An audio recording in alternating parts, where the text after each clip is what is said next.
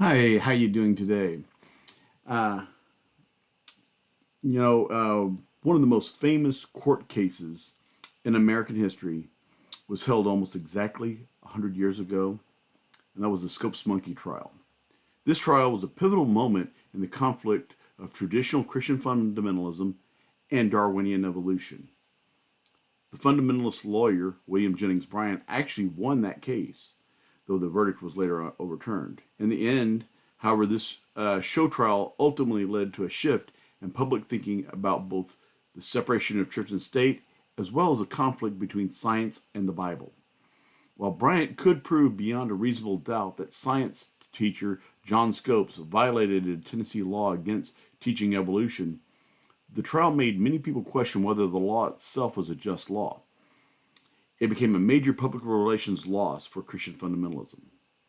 Now, since 1925, uh, when that trial took place, Christian fundamentalism has itself evolved into evangelicalism. Evangelicals might have made a lot of adjustments in the last 100 years, but they still vehemently oppose the scientific notion of evolution. Why? Why is undermining this evolutionary idea, though, so critical to evangelicals? Why is it important for them to tear down evolution and not and insist that it can't be real? Well, I feel like I'm in a good place to answer this question as a former evangelical who fought in this battle for decades on the side against evolution. You see, Genesis is the beginning of the Bible, and one's interpretation of this book, particularly its early chapters, becomes a foundation to one's overall theology. How you interpret Genesis will shape how you interpret the rest of the Bible. Scientific discoveries regarding evolution are fundamentally incompatible with the evangelical interpretation of Scripture, which in turn strikes at the root of their entire belief system. Their theology depends upon evolution being false. Now, after years of fighting a losing battle, I finally came to the point where I realized that uh, commitment to truth was more important to me than maintaining my theological perspective.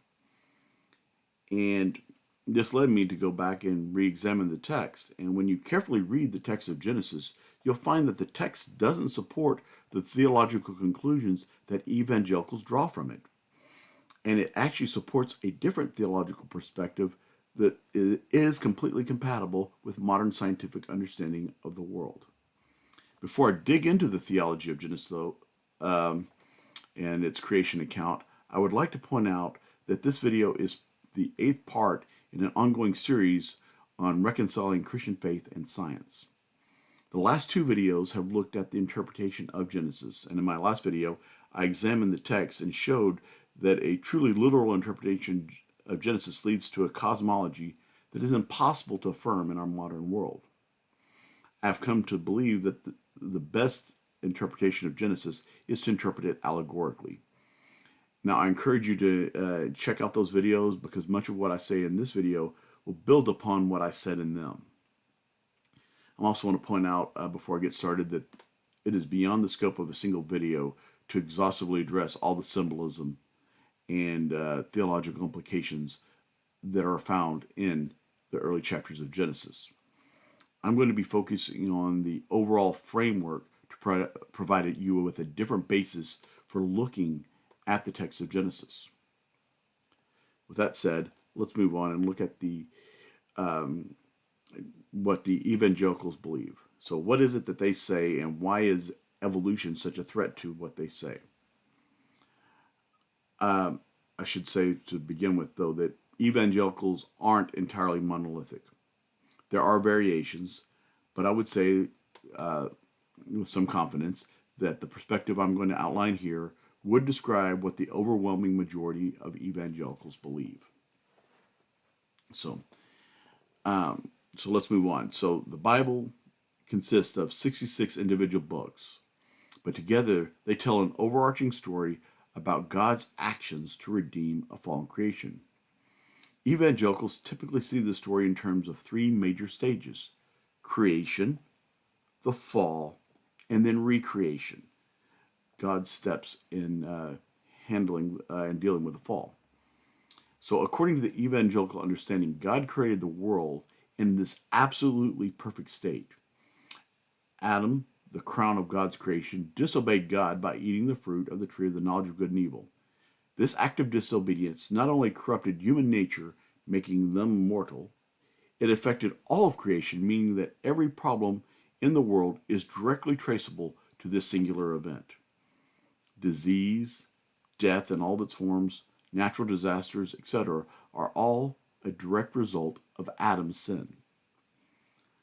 God responded to the sin of Adam by making a series of steps to redeem the human race, and ultimately all of creation would reach their climax, and that would reach its climax in Jesus' death and resurrection. A key verse to this understanding is Romans 5:12. Therefore, just as sin came into the world through one man, and death through sin, and so death spread to all men because all sinned. And then along with that, you have 1 Corinthians 15:21 and 22 says, for as by one man came death, by man has also come the resurrection of the dead. For as in Adam all die, so also in Christ shall all be made alive. Based on these two verses, evangelicals conclude that death in all of its forms is a direct result of Adam's sin. Not only would human beings be immortal if not for the fall of Adam, animals would have also been immortal, according to this understanding. Now, this notion rules out the possibility of entire species of animals dying out and evolving into more advanced species over the course of millions of years, them leaving their fossilized remains, and that all happening before Adam ever committed sin. As a result, they insist that the days of Genesis are actual literal 24 hours of periods of time, which led to this perfect world that was there at the end of that time, from the time God created and blessed Adam up until the fall, everything was absolutely perfect. Now, key to this theological perspective is their literal interpretation of the text. Now, in my last video, I demonstrated how their interpretation is not nearly as literal as they think it is. They, however, do treat the days of creation as a historical account of events of creation the same way a modern newspaper report would recount current events. It's just a straightforward, this is what happened, this is what happened, this is what's happened. Now, it's not that I think that their theological model is completely wrong. I just think it's skewed in some very fundamental ways. And, part of it is that, insistence on a literal interpretation, but also just missing the point of the actual theology that's being communicated. Now, the first assumption I'd like to challenge is the notion that animal death is a result of Adam's sin.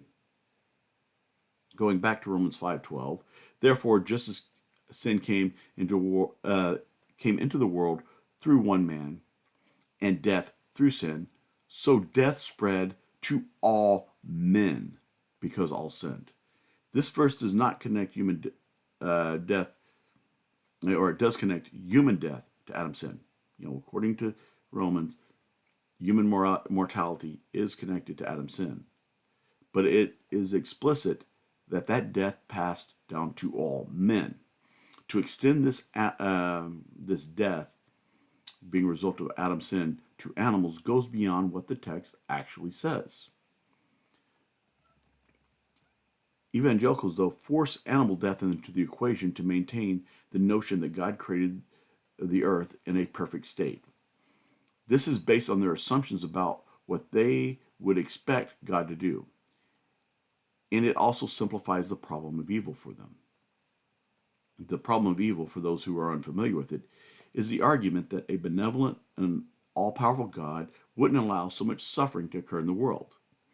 So the undeniable fact that there's suffering in the world must show that God is either not good, cruel, and wants to see suffering going on, or he is incapable of dealing with all the suffering in the world. and this is a common atheistic argument against God. Now, evangelicals claim that God created a perfect world and humans mess it up through sin. Now, the problem of evil is far too complex for such a simplistic answer. And one of my first videos I've ever recorded for this channel was dedicated with wrestling with that problem of evil, and I believe that there are responses to it, even though we can't completely come up with a clean answer. But with the evangelicals having this simplified response, they can blame all the world's problems on Adam and Eve eating a piece of fruit. Now, according to this perspective, there is no room for God to work through evolution to create the world that we have. I've heard numerous young earth creationists, of the evangelical stripe, mock the notion of God working through evolution, claiming that evolution would be an incredibly wasteful means of creation that would be beneath the dignity of God. Now, this claim has the same problem as atheists who cite the problem of evil. Both arguments presume that they are able to decide what God should do or would do.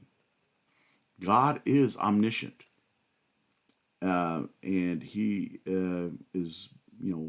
has an infinite understanding. Well, we, as human beings, our understanding is very finite.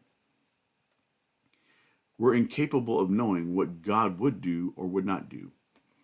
We can never comprehend all the factors that go into the decisions that he makes. So all we can say is, I can't think of a good reason why God would do that. But just because I can't think of a good reason that God would do that doesn't mean that God didn't. The problem of evil and the idea that evolution is a creation process too wasteful for God puts the person making the argument on an equal plane with God. If you can determine that this is what God must have done to make sense and to be rational, you're saying that you have an equally infinite rationality as God. We can't say what God could do, would do, or should do. We can only seek to understand what he's revealed about himself and how he has worked. So, moving from the traditional evangelical interpretation of Genesis, let me share my interpretation of Genesis as an alternative. First, we have to acknowledge that Genesis actually has two distinct creation accounts. One found mostly in chapter 1, with the wrapping up at the start of chapter 2, and the other starting early in chapter 2 and going all the way through chapter 3. Now, these accounts will contradict each other if you treat them as literal descriptions of what actually happened. But if you take them as an allegory and two different allegorical accounts of the creation of the world, they communicate a message that complements one another. Now, in this video, I'm going to focus on the Genesis 1 account of creation to keep it a little bit shorter. But I will show how the Genesis 2 account does complement it. Now, as we read these texts, we need to consider the historical and cultural setting in which Genesis was written. Genesis is actually itself a compilation of stories that together tell the backstory of the Hebrew people. And this book forms the beginning of the Torah, the 5 books of the law. And that law encapsulates the Hebrew people's covenant with Yahweh and establishes them as the nation of Israel. So in Genesis, we have the explanation of where did these people come from, whom God has formed a covenant with to be a special people to himself. Now, a primary concern for the Torah as a whole, and we've got to remember, Genesis is part of that Torah, and the primary concern of the Torah was to call Israel to abandon the gods of the surrounding area and to devote themselves exclusively to the worship of Yahweh. Now, scholars have made much of parallels between Genesis 1 and the creation myths of Babylon and Canaan. and they will accuse Genesis of borrowing or straight up copying these older myths. Now, the similarities between these myths and Genesis are undeniable. But what Genesis is actually doing is taking pre-existing ideas about the creation of the world and reinterpreting them to demonstrate that Yahweh is the creator and the supreme God. So let's take a brief look at these other myths to understand how Genesis relates to them and what Genesis was doing in response to them. Now, the Babylonian creation myth was very well preserved in the work known as the Enuma Elish, one of the oldest books known to exist. And in the Enuma Elish, you have these twin dragons or sea monsters that ruled a primordial sea of chaos. Now, the male divine sea monster was Apsu, and he ruled over the fresh water. And then you have Tiamat, the female, who ruled over the sea. Now, the union between Apsu and Tiamat resulted in the birth of the other gods. Now, one of their children ends up killing Apsu, resulting in Tiamat declaring war on her children. Tiamat creates 11 sea monsters to kill the gods. One of the gods, Marduk, rises up as the champion of the gods and kills Tiamat and her 11 sea monsters. Marduk then creates the heavens and the earth from Tiamat's remains, and the descriptions of how he creates the world very much has similarities with Genesis. And after this creation, Marduk becomes the supreme god of the Babylonians. Moving over to Canaanite mythology, creation began also with a primordial sea of chaos, and it was also ruled by a sea monster, in this case Yam, who was defeated by Baal, or Baal, is probably a more accurate way to pronounce it, but more popularly referred to as Baal. Well, Baal defeats Yam, which allows for the gods to bring order to chaos and create the heavens and the earth. Baal then becomes the supreme god.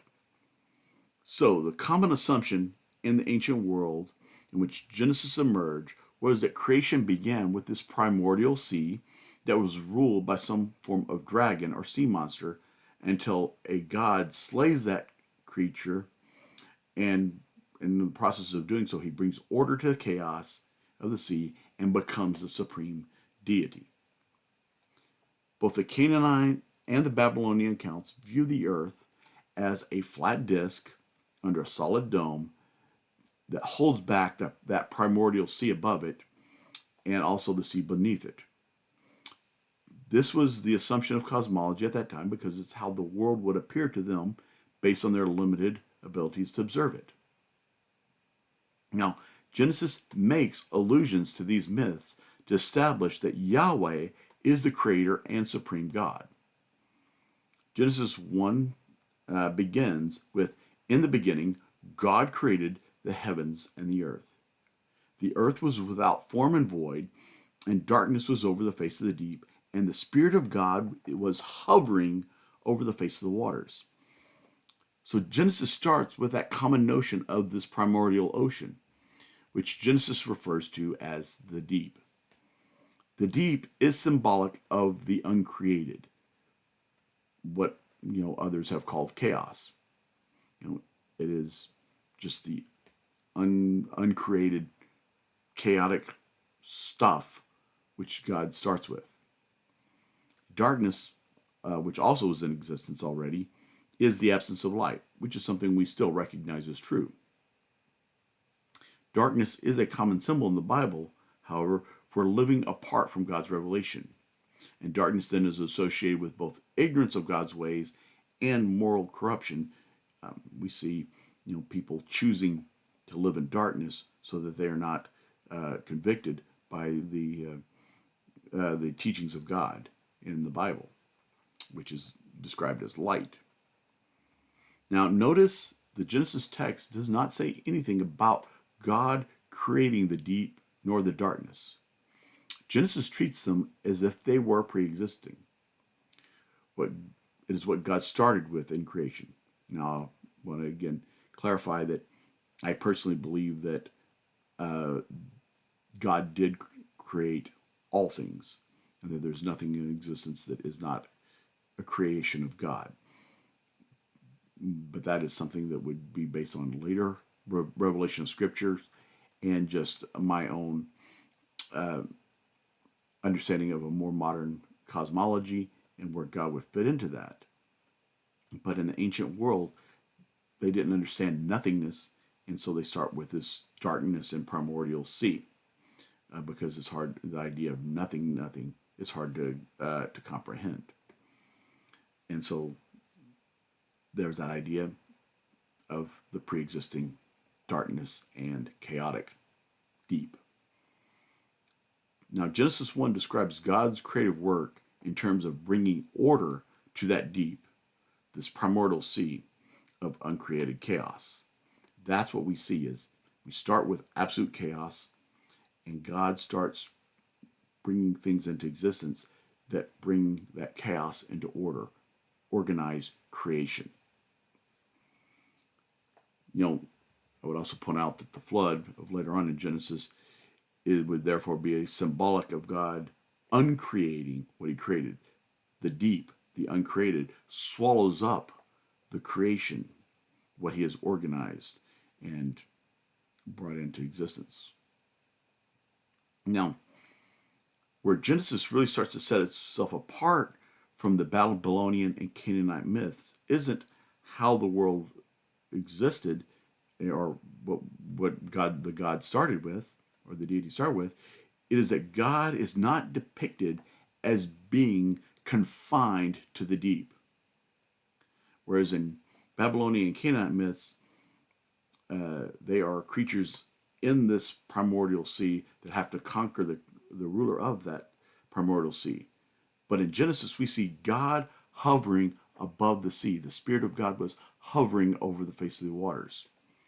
Furthermore, God doesn't have to slay a sea monster in order to rise him up to the position as the ruler of the gods. He was always the supreme. He doesn't have to defeat that sea monster and use the part of that sea monster to and fashion that into some kind of the physical universe. God is just depicted as speaking things into being. Therefore, we don't see God vanquishing the sea monster to create creation.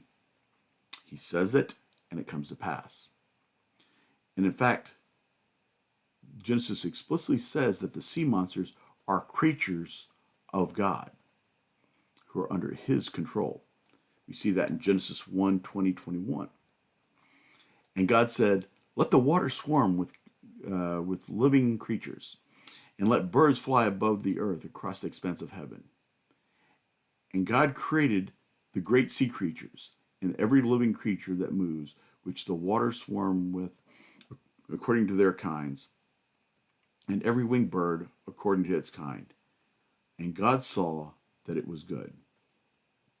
Now, the word that the ESV translation translates as great sea creatures is tannin, which literally means serpent, dragon, or sea monster. It could refer to whales, sharks, or any other large sea creatures, is what you would also see later in, for example, the book of Jonah, where it is the word used for the creature that swallows Jonah.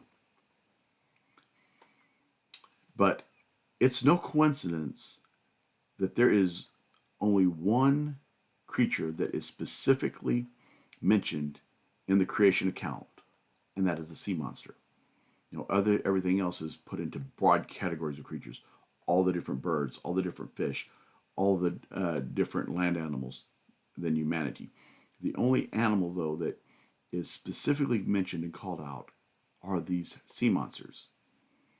And it is intended to be compared with these other myths of Babylon and Canaanite mythology of that day, so that the original recipients, they would have known these stories and they would have caught on for what's being said.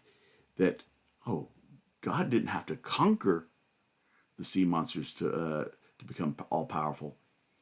He already was all powerful, and the sea monsters rely upon him. Therefore, Genesis is demonstrating that God is greater than either Baal or Marduk, the gods of the Canaanites or the Babylonians. It makes this point very clearly, but in doing so, Genesis continues to describe the universe according to the ancient cosmological understanding that was universally held by the people that day. We still have a flat earth with a solid vault over the sky in the midst of this deep, this cosmic primordial sea. Now, I still believe, and I'm a firm believer, that Genesis is the product of divine inspiration.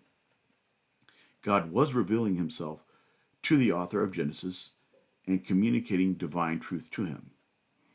However, God's concern with this revelation wasn't focused on correcting their cosmology or their scientific understanding of the world. He was content to let them continue to believe that the earth was this flat disk, the sky is a solid dome above it. He knew that in time humanity would correct their misunderstanding on their own. They would discover it when they were ready to handle that knowledge. What was important for God at that moment wasn't that they understand what the world was really like and that we were a sphere floating around and orbiting around the sun. The sun was just one of many stars, and it certainly wasn't about how long it took for him to create the world. The matter God wanted to correct was who is the true creator of this world. And he wanted to communicate that he is ontologically greater than Babylon's Marduk or Canaan's Baal. And he wanted that to be clear so that the Hebrews would know why they should worship him, Yahweh, rather than these other gods. And so, in that mind, Christians shouldn't be threatened and try to deny the parallels between these ancient myths of Babylon and Canaan and Genesis. They should recognize them and see that that's what God's doing, and that the discovery of these ancient myths give us greater insight into what God was communicating originally. Now, let's go on to see what else we see about creation in this account. God's first act of creation is light. Yet, this light does not completely dispel darkness. We see God separating the light and the darkness between and forming day and night. Later on, he will create dry land amidst the sea. The sea is still there, though. So we have the created physical solid land, but the uncreated primordial sea is still there, and that's why we can see an ocean. So these 2 points indicate something significant about what Genesis is saying about creation. It indicates that God's creative act brings partial order to chaos. So the evangelical notion that God creates a world that was perfect until the fall doesn't match what this text is actually saying. Now, evangelicals will read way too much into God's assessment that what he created was good. Genesis 1:31, for example, says, "And God saw everything that he had made, and behold, it was very good. And there was evening, and then there was morning the 6th day, after which he will rest."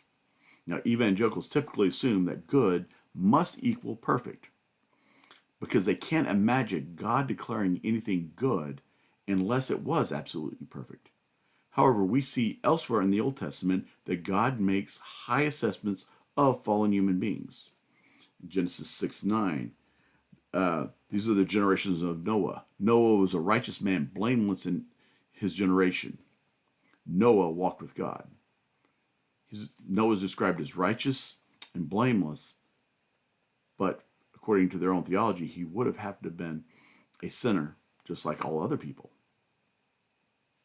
Similarly, in Job 1:8, and the Lord said to Satan, have you considered my servant Job? There is none like him on the earth, a blameless and upright man who fears God and turns away from evil. And again, God here is explicitly referring to him as blameless and upright, which, it would undermine their entire theology and all of Christian theology that we are all sinful if, we take that blamelessness to mean that he was without sin for either Noah or Job. So God does call things good that aren't truly perfect in the Old Testament. And we also see here in the text that God's creation hasn't eliminated the pre-existing darkness and sea that God never calls good, that it's never explicitly said that he created. So yeah, he's creating good things in the midst of this darkness and primordial sea. But that darkness and primordial sea is still there. Now, the final act of creation in Genesis describes the creation of mankind in God's image. Now, the image of God is extremely hard to precisely define, but it implies that humans have a unique set of faculties that distinguish us from the rest of creation. Being in the image of God implies we have a role to play in creation.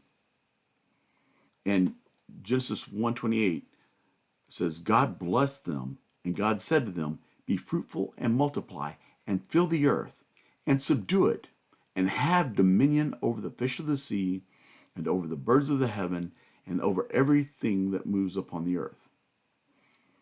God commands humanity to, one, fill creation, that God wants us to populate the earth. He wants us to have dominion over creation. We are to take a position of rule and authority over the rest of creation, but also we are to subdue creation. Now, the idea of subduing creation implies that it wasn't yet under control, it was untamed, and God is trusting mankind to tame creation. Therefore, this command to subdue the world is another way we know that evangelicals are wrong about creation being perfect prior to the fall, because prior to the fall, the purpose of mankind was to subdue, to tame this wild creation. This command is followed by the seventh day, in which God finishes his work of creation. Now, looking at this passage as a whole, it seems that God's finished creation, not in the sense that it was completely final in its final perfect state, but God had completed his part. In resting, God was turning creation over to the human beings whom he had created in his image to complete that work of creation. Now, this idea is supported by the second creation account in Genesis 2. According to this creation account, God didn't create vegetation until there was a man to tend to it. So Genesis 2:5, when no bush was on the field was yet on the land, and no small plant in the field had yet sprung up, for God had not caused it to rain on the land, and there was no man to work the ground.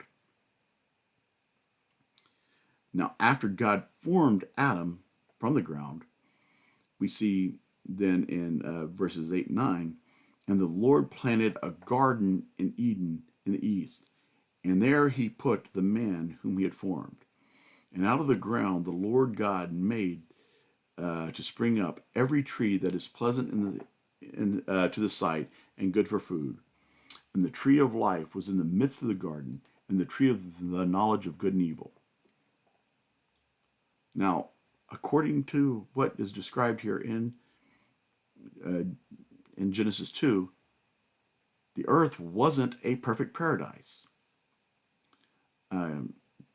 God planted paradise in a small portion of the world that was otherwise barren. God tasked Adam with tending to that paradise. The implication is that mankind would spread Eden into that barren wilderness. In other words, only part of the world was perfect, paradise. Adam was going to make the whole world perfect by extending Eden into all the earth. And as I pointed out in this previous video, those two creation accounts are irreconcilably contradictory if you treat them as a continuous narrative of what literally occurred. But when you accept them as allegories, their messages complement each other. Both depict a creation that was not completely perfect, and that mankind had a responsibility to spread some kind of order and perfection to the world.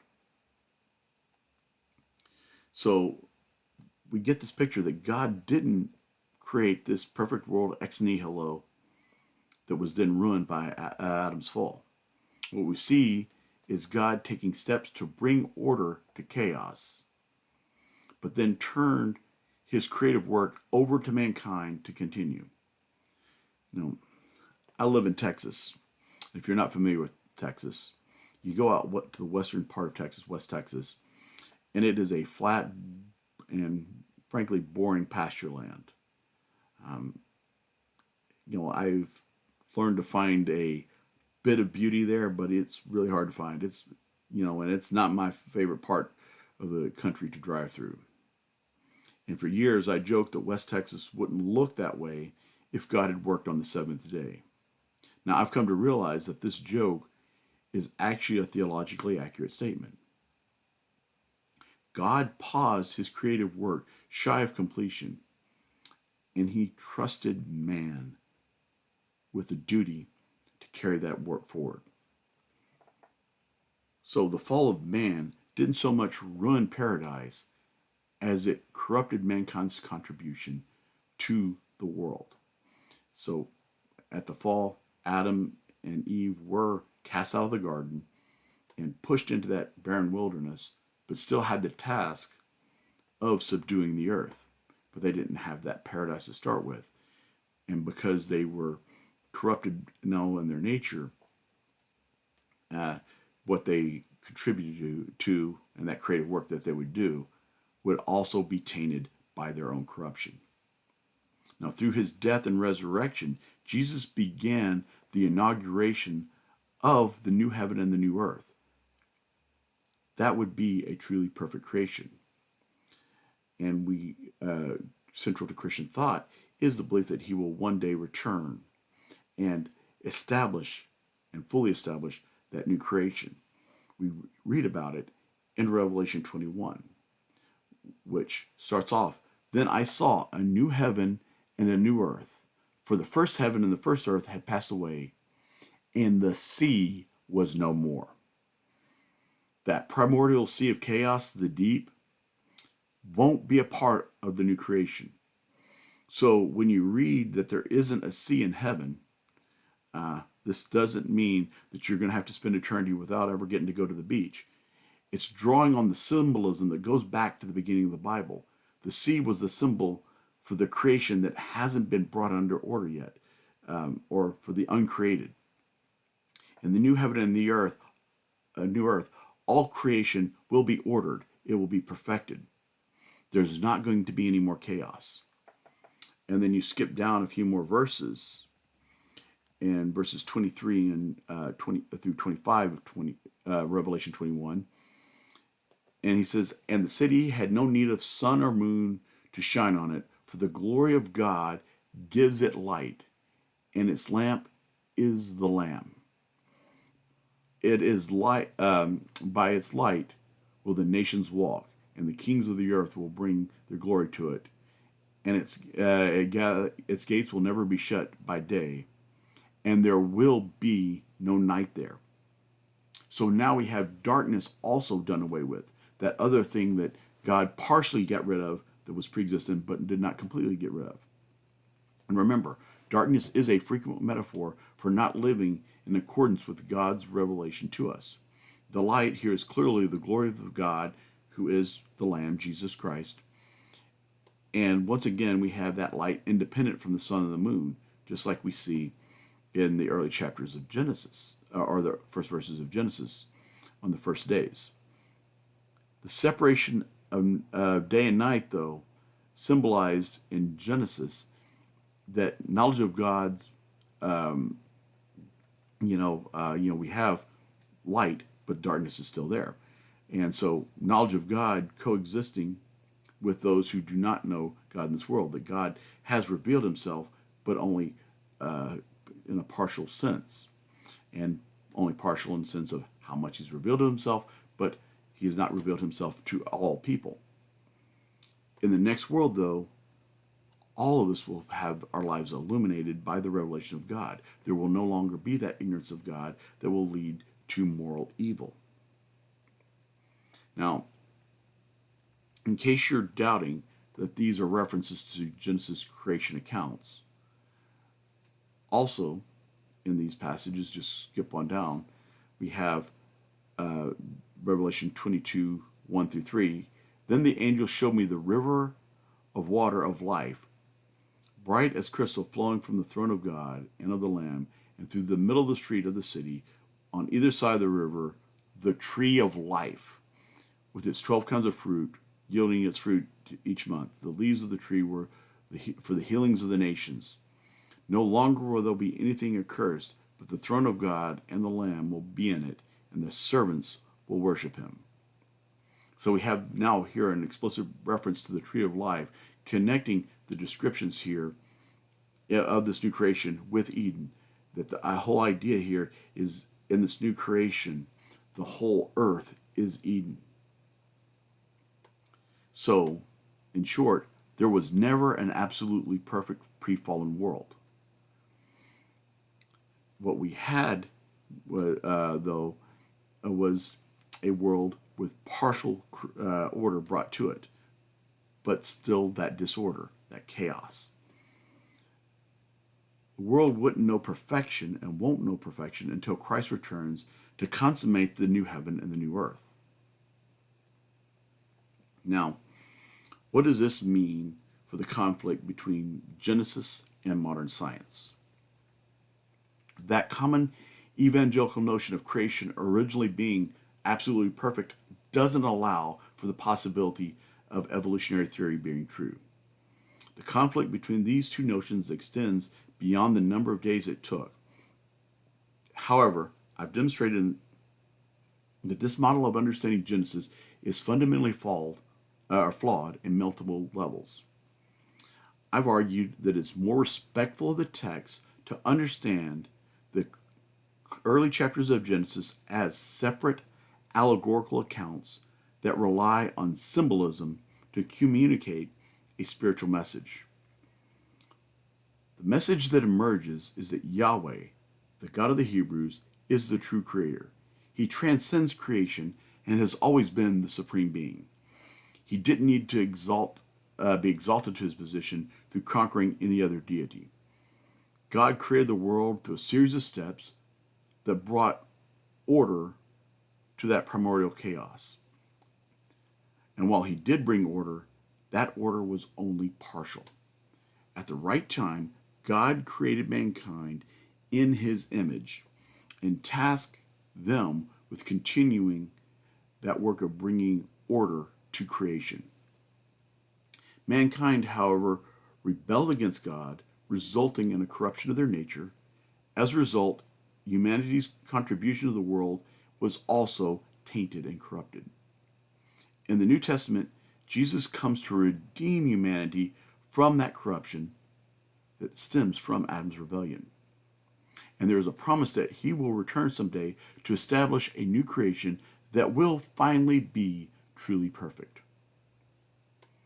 Now, this theological model doesn't endorse evolution and modern scientific theories, but it is completely compatible with those theories.